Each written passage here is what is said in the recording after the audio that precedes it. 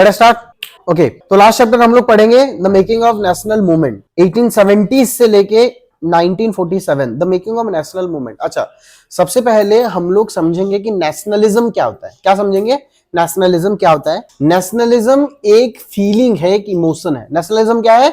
एक फीलिंग, एक इमोशन है। अच्छा, ये फीलिंग, ये इमोशन कब इमर्ज होता है हमारे अंदर, कब आता है? जब हम लोग एक दूसरे को हिंदू, मुस्लिम, सिख, ईसाई ये नहीं समझते, इस नजरिए से नहीं देखते। हम लोग एक दूसरे को मैं मेल हूं तू फीमेल है, वो ट्रांसजेंडर है, ऐसे नहीं देखते। जब हम लोग यूनाइट होके आते हैं, हम लोग अपना पहचान देते हैं कि मैं इस कंट्री का इंसान हूं, तब मेरे दिल के अंदर नेशनलिज्म फीलिंग इमर्ज होगा। और जब मेरे अंदर नेशनलिज्म फीलिंग इमर्ज होगा, इमर्जेंस होगा, तो उस केस में क्या होगा? अगर हमारे कंट्री में कोई भी विपत्ति आ रहा है तो हम लोग क्या करेंगे ना, उसके अगेंस्ट में फाइट करेंगे। हम लोग उसके अगेंस्ट में क्या करेंगे? फाइट करेंगे। सपोज मान लो अभी ब्रिटिशर्स लोग आके हमारे यहाँ पे रूल किए। कहां पे रूल किए? इंडिया में। ओके, तो जब ब्रिटिशर्स लोग इंडिया में आके रूल किए तो हम लोग स्टार्टिंग में फाइट करते थे, कोशिश करते थे, लेकिन फिर भी हम लोग उनको हमारे कंट्री से बाहर निकाल नहीं पाते थे। रीजन क्या है पता है? रीजन यह है कि सबके दिल में नेशनलिज्म फीलिंग नहीं था। उसको थोड़ा और डीप समझते हैं। हमारा नॉन कोऑपरेशन मूवमेंट, जानते हो नॉन कोऑपरेशन मूवमेंट मतलब ब्रिटिशर्स लोगों को कोऑपरेट ना करना, जैसे कि उनका सामान ना खरीदना, उनके बनाए हुए स्कूल्स में पढ़ाई ना करना, ये नॉन कोऑपरेशन मूवमेंट के अंडर में आ जाता है। तो स्टार्टिंग नॉन कोऑपरेशन मूवमेंट शुरू होता था, लेकिन यूनिटी के ना होने की वजह से, हम लोग यूनाइट ना होने की वजह से नॉन कोऑपरेशन मूवमेंट का रिदम टेढ़ा मेढ़ा हो जाता था, डगमगा जाता था। जैसे कि मैं अभी बोलूंगा कि मैं स्कूल पढ़ने नहीं जाऊंगा, ब्रिटिशर्स लोग के स्कूल में पढ़ने नहीं जाऊंगा, but at the end point ultimately क्या होता था ना, हमारे पास बहुत सारे ऑप्शन नहीं हो रहे थे। अभी बच्चा को अगर हम लोग स्कूल नहीं भेज रहे हैं, है नहीं, बच्चा तो खुश हो रहा है मैं स्कूल नहीं जाऊंगा बोल के, लेकिन एट द सेम टाइम क्या बच्चा का पढ़ाई हम लोग हमेशा के लिए रोके रख सकता है? नहीं। और हम लोग स्कूल नहीं भेजेंगे तो कहां पे भेजेंगे भाई? गुरुकुल भेजेंगे। लेकिन उतना इंडियन एजुकेशन सिस्टम में उस टाइम में उतना ऑप्शंस नहीं था जहां पे इंडियन टीचर्स होंगे, इतना सारा गुरुकुल नहीं था। तो अल्टीमेटली फाइनली ये लोग हार मान जाते थे, क्या करते थे? फिर से भेजते थे ब्रिटिशर्स लोगों के स्कूल में। पॉइंट नंबर सेकंड क्या हो गया? नहीं, जो ब्रिटिशर्स लोग हैं वो लोग कपड़ा बेचते थे, बहुत सस्ता कपड़ा बेचते थे, हाँ, क्योंकि वो मशीन से रेडी होता था। लेकिन हम इंडियन लोग जो कपड़ा बनाते थे वो कौन सा मटेरियल का रहता था? कौन बताएगा? हाथ उठाओ। खादी। Very good. क्या रहता था? खादी। ओके, तो यहां पे क्वेश्चन ये आया कि खादी का क्लॉथ सस्ता रहता था या फिर महंगा रहता था? श्रेयांश, महंगा रहता था। Very good. ओके, तो खादी का क्लॉथेस महंगा रहने की वजह से प्रॉब्लम ये होता था कि हम लोग वो क्लॉथेस अफोर्ड नहीं कर पाते थे, तो हार मान के हम लोग फिर से ब्रिटिशर्स लोगों से कपड़ा खरीदते थे। अच्छा, तो अभी मान लो अनमोल उस टाइम में कोई फैक्ट्री में वर्कर है, तो उसका रोजी रोटी वहां पे काम करके चल रहा है, लेकिन यहाँ पे तुम अगर नॉन कोऑपरेशन मूवमेंट को सपोर्ट करोगे और तुम वहां पे काम करने नहीं जाओगे, तो 1 महीना आने गए, 2 महीना आने गए, लेकिन तुम्हें फिर पैसा का जरूरत होगा, तब तुम क्या करोगे? फिर से फैक्ट्री में जाके काम करोगे उन्हीं लोगों के। तो हम लोगों के बीच में यूनिटी नहीं था। अच्छा, फाइट करते टाइम अगर मैं मान लो ब्रिटिशर्स के अगेंस्ट में फाइट करने के लिए चला गया, आगे नहीं, मैं 5 लोगों को बुलाऊंगा, जब बुलाने जाऊंगा तभी मारेंगे मेरे को। क्या बोलेंगे? ये सुनती तो बेसी जानी चू, आगे नहीं, ए वो जाओ के ही किसी ना कहा, कोई कुछ नहीं बोल रहा है, तेरे को ज्यादा खुजली हो रहा है, बोलेंगे मेरे को, आगे नहीं, आगे नहीं। तो उस टाइम में यूनिटी बोल के कोई चीज नहीं था। लेकिन जैसे जैसे हमारे फ्रीडम फाइटर्स, महात्मा गांधी एक बुक पब्लिश किए थे हिंदू स्वराज बोल के, वहां पे वो एक्सप्लेन किए थे, मेंशन किए थे कि कैसे ब्रिटिशर्स लोग हमारा फायदा उठा रहे हैं। जैसे जैसे हम लोगों को वो बात पता चला, जैसे जैसे हम लोग एजुकेटेड बने, पढ़ाई लिखाई किया, हम लोग एजुकेटेड बने, और दूसरे लोग जो जो ऑलरेडी पढ़े लिखे थे, गांधी जी को देखने से, सोचने से हमें क्या लगता है? नहीं, खाली वो एक फ्रीडम फाइटर है, ऐसा लगता है कि नहीं लगता है? गांधी जी ने है व्हाइट कलर का वस्त्र पहने हैं, धोती पहने हैं, ऊपर एक व्हाइट कलर का डाले हैं, और वो फ्रीडम फाइटर है, उतना ही आता है दिमाग में। लेकिन क्या तुम लोगों को पता है उनका एक्चुअली में प्रोफेशन क्या था? वो क्या पढ़े लिखे थे? कौन बताएगा? बताओ। गांधी जी का क्वालिफिकेशन क्या था पता है? गांधी जी लॉ पढ़े थे, वो एक एडवोकेट थे, लॉ का पढ़ाई किए थे, अगर मैं गलत नहीं हूं वो लॉ का पढ़ाई किए थे। साउथ अफ्रीका रिटर्न थे, वो साउथ अफ्रीका में भी गए थे। वाह, तो ये है हमारा बात। तो गांधी जी अभी सब लोगों को जब बताते थे कि हमारे साथ जो हो रहा है वो गलत हो रहा है, तो वो चीज जब हम लोग सुनते थे तो हम लोग उसको समझते थे, और फिर हम लोग धीरे धीरे यूनाइट होना शुरू किया। यूनाइट होना शुरू किया मतलब क्या? एकजुट होना शुरू किया, और फिर हम लोग एक बन के फाइट करना शुरू किए। किसके अगेंस्ट में? ब्रिटिशर्स के अगेंस्ट में।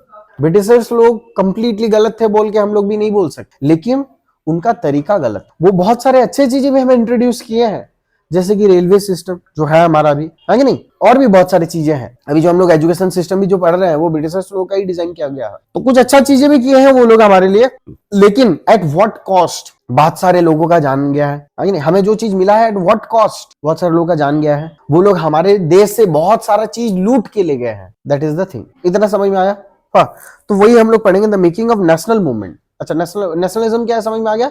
नेशनलिज्म इज अ फीलिंग और emotion, it is patriotism, fatherhood, brotherhood, है कि नहीं, भाईचारा मेंटेन रखता है। मैं ये नहीं बोलूंगा तू हिंदू है, तू मुस्लिम है, तू सिख है, ईसाई है, मैं ऐसे नहीं बोलूंगा। मैं बोलूंगा you are Indian, me Indian, I am Indian, you are Indian, we should come together and fight against Britishers. मैं भी इंडियन हूँ भाई, तू भी इंडियन है, हम लोग ब्रिटिशर्स के अगेंस्ट में फाइट करेंगे। मैं ऐसा नहीं बोलूंगा कि नहीं भाई मैं तो हिंदू हूँ, तू तो मुस्लिम है, तो मैं तो हिंदू है, तू तो बुद्धिस्ट है, हम लोग एक साथ मिलकर कैसे फाइट करें, मैं उसको क्यों सपोर्ट करूं, उसको जो भी हो रहा है होने दो। तो जब नेशनलिज्म फीलिंग नहीं होता है हमारे अंदर, तब हम लोग ये बात करते हैं। लेकिन जब नेशनलिज्म फीलिंग आ जाता है, तो मैंने ये नहीं बोलूंगा कि तू अलग कास्ट का है, तू अलग कलर का है, तू अलग रेस का है, अलग कम्युनिटी का है, तू लड़का है, लड़की है, ट्रांस है, मैं ऐसा कुछ नहीं बोलूंगा। मैं एक ही चीज बोलूंगा, हम सब इंडियन है और हम लोगों को इसके अगेंस्ट में फाइट करना चाहिए। तो the making of national movement, अच्छा देखो, कोई सा भी चीज एक झटके में हो सकता है क्या? नहीं, हर एक चीज को प्लेस करने के लिए, एक सक्सेस तरफ पहुंचने के लिए, ऊंचाई तक पहुंचने के लिए हमें हर एक सीढ़ी में चढ़ना पड़ता है। ये सुनो, एक एक सीढ़ी करके हम लोग को चढ़ना पड़ता है। तो बात यहां पे ये रह गया कि एक साथ झटके से हमें नहीं मिला था फ्रीडम। मिला था क्या? एक झटके से हमें फ्रीडम नहीं मिला था। हम लोग बहुत सारा मूवमेंट किया है, हम लोग बहुत सारा क्या किया है, मूवमेंट्स किए हैं। बहुत टाइम तक हम लोग ब्रिटिशर्स लोग साथ फाइट किया है। बहुत कुर्बानी के बाद हम लोगों को फाइनली हमारा सक्सेस मिलता है। समझ में आ गया कैसे? वो हम लोग धीरे धीरे अभी पढ़ेंगे। The emergence of nationalism. India was, question पूछूंगा बीच बीच में, so please be attentive. India was the people of India. Sorry, India was the people of India, where all the people, irrespective of class, color, caste, creed, language and gender resides. यहाँ पे लिखा है कि India एक ऐसा जगह है जहां पे किसी का कास्ट को देख के यहाँ पे रहने का इजाजत नहीं मिलता, किसी का स्किन कलर को देके, किसी का रिलीजन को देके यहाँ पे रहने का इजाजत नहीं मिलता, सब लोग रहते हैं यहाँ पे, हाँ कि नहीं? तो ये इसको क्या टर्म दिया है हम लोग? India is a best country. Very good, very good, very good, you handsome, you secular is the correct term for this. Very good, both of you and you also for trying. तो India is a secular country. कैसे हम लोग को पता चलता है? क्योंकि India में हम लोग कोई सा भी चीज का भेदभाव नहीं कर रहे हैं। Okay, the British were exercising control over the resources of India. जो ब्रिटिशर्स लोग थे वो लोग इंडिया का सारा रिसोर्स को इस्तेमाल कर रहे थे और सारा रिसोर्स को अपना हक जता रहे थे, सारे रिसोर्स के ऊपर अपना हक जता रहे थे। The political associations were started forming after 1850, especially those that came into being in 1870s and 1880s. यहां पे लिखा है कि कुछ कुछ political association came into existence, या फिर स्टार्टेड फॉर्मिंग, मतलब पॉलिटिकल एसोसिएशन बनना शुरू हुए 1850 के बाद। Political association in the sense political groups, जैसे कि आज के डेट में अगर हम लोग पॉलिटिकल ग्रुप का नाम ले, BJP is a political group, political party, BJD is a political party, okay, आम आदमी party is also a political party, Congress, ANC, एक है हमारा अफ्रीकन नेशनल कांग्रेस, एक है INC, Indian national Congress. Okay, तो ये सब चीज है। ओके, इतना समझ में आ गया? हाँ, तो 1850 के बाद से एग्जिस्टेंस में आने लगे political groups.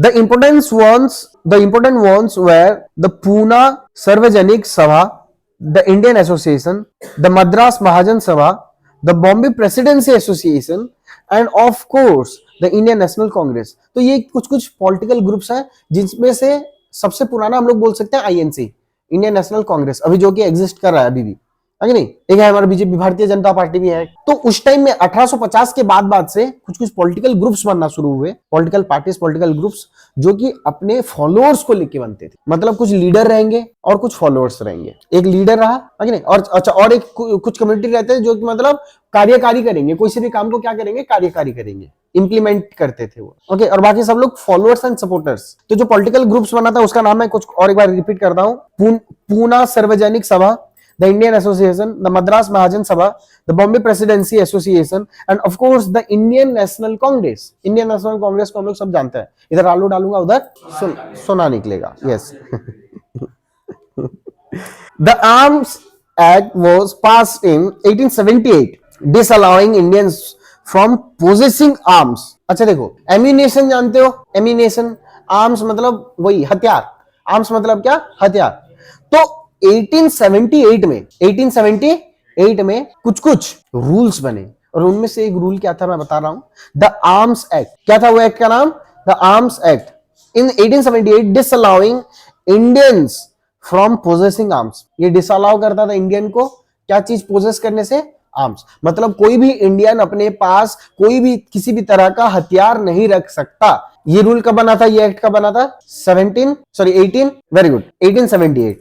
Okay, in the same year of the vernacular press act was also enacted. और एक एक्ट भी यहां पे एनेक्ट हुआ था, मतलब लागू हुआ था, कार्यकारी हुआ था। वो क्या है, द वर्नाकुलर प्रेस एक्ट, जिसके हिसाब से an effort to silence those who were critical of the government. अच्छा मेरे को एक चीज बताओ, उस टाइम गवर्नमेंट कौन रन कर रहा था, जयप्रकाश आप बताएंगे, उस टाइम गवर्नमेंट कौन रन कर रहा था, वेरी गुड, ब्रिटिशर्स। कौन रन कर रहा था, ब्रिटिशर्स। ब्रिटिशर्स लोग उस टाइम में गवर्नमेंट रन कर रहे थे।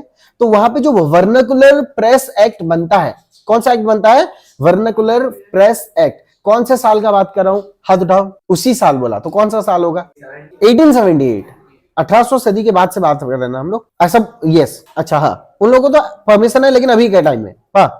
अच्छा तो यहाँ पे क्या लिखा है, उसके पास अभी भी है भाई देख के उसके पास अभी भी होगा, मतलब सिख लोगों का ये लाइसेंस होता है, वो हिसाब से हम लोग है कि नहीं, रिलीजियन में है, वाह। तो उसको भी वो लोग एक टर्म रहता है कि वो लोग सेल्फ प्रोटेक्शन के लिए उसको रखते हैं, है कि नहीं, और रिलीजियन में है बोल के रखते हैं, वाह। अच्छा यहाँ पे लिखा है वर्नाकुलर प्रेस एक्ट के तौर पे कोई भी गवर्नमेंट के बारे में इधर उधर का मतलब गलत नहीं छाप सकता या फिर नहीं बोल सकता। What is vernacular press act बोलने से आप लोग क्या लिखोगे, that nobody can get critical about the government, and at that time that was British government। अच्छा, the Indian National Congress INC, किसके बारे में अभी हम लोग बात कर रहे हैं, Indian National Congress INC was established when 72 delegates from all over the country met at Bombay in December 1885। तो दिसंबर 1885 में इंडियन नेशनल कांग्रेस बना था। कब बना था, दिसंबर 1885 में। जस्ट अ मिनट, लाइसेंस लेके रख सकते हैं भाई, कोई भी रख सकता है। अच्छा 72 डेलीगेट्स इन द सेंस क्या, 72 मेंबर्स, हमारे इंडिया कंट्री के 72 मेंबर्स बैठते हैं और बनाते हैं, क्या बनाते हैं, इंडियन नेशनल कांग्रेस 1885 में। इतना समझ में आ गया भाई, उसको पॉज कर दो, अभी स्टॉप, अभी रिकॉर्ड हो रहा है, फिर पॉज कर। उसके बाद देखो लिखा है द अर्ली लीडरशिप, दादा भाई नारोजी, फिरोज शाह मेहता, बदरुद्दीन तैयबजी, WC बनर्जी, सुरेंद्रनाथ बनर्जी, रमेश चंद्र दत्त, एस सुब्रमण्या अय्यर, हाँ कि नहीं, एस सुब्रमण्या अय्यर हमारा तारक मेहता वाला उल्टा चश्मा वाला नहीं among others was largely from Bombay and Calcutta. तो ये जो हमारे लीडर्स थे, कितने लीडर्स थे, 72 मेंबर्स जो थे, उनमें से लार्जली जो हमारे लीडर्स थे वो लोग कहां से थे, बॉम्बे एंड कलकत्ता से। इतना समझ में आ गया। A nation in the making, a nation in the making में क्या पढ़ेंगे, देखते हैं, ध्यान से सुनना इधर। The Congress in the first 20 years was moderate in its objectives and methods। Congress देश को बचाने के लिए, हम इंडियंस लोगों के लिए काम तो करता था, बट इट वॉज मॉडरेट, मतलब इतना एग्रेसिव के वे में काम नहीं कर रहा था, ठीक ठाक काम कर रहा था, नॉर्मली काम कर रहा था। कितना साल तक, फर्स्ट 20 years में। It demanded that Indians be placed in high position in the government. Congress का डिमांड क्या था कि जो गवर्नमेंट है, गवर्नमेंट में जो पोजीशन, हाई पोजीशंस में रहते हैं, जैसे कि मान लो अभी पुलिस वगैरह, गवर्नमेंट का एक पार्ट है पुलिस, वहां पे भी जो हेड ऑफ द पुलिस हो, उन लोगों के रिक्वेस्ट के हिसाब से वो इंडियन होना चाहिए। वो कौन होना चाहिए, इंडियन होना चाहिए। सेकंड, हम लोग ऐसे ही बाकी में भी ले सकते हैं, कोर्ट, जुडिशियल सिस्टम, वहां पे भी इंडियन टॉप में रहना चाहिए। तो उनका वो डिमांड था, क्या डिमांड था, it demanded that Indians be placed in high positions in the government. For this purpose, it called for civil services examinations to be held in India as well। तो इसी रीजन की वजह से वो लोग बोलते थे कि आप अपने तरफ से जो चुन ले रहे हो, ये पोस्ट में रहेगा, वो पोस्ट में रहेगा, ब्रिटिशर्स में, आप इंडियन लोगों के लिए अगर कोई भी किसी भी पोस्ट में गवर्नमेंट का रह रहा है, there should be a civil service examination conducted. एक सिविल सर्विस एग्जामिनेशन कंडक्ट होना चाहिए, और जो प्लेस करेगा वो हिसाब से उस पोस्ट में रहेगा। The early Congress also raised a number of economic issue, और भी बहुत सारा, early Congress in the sense Congress in the past time बहुत सारा इकोनॉमिक इशू भी रेज किया था। जय पॉज।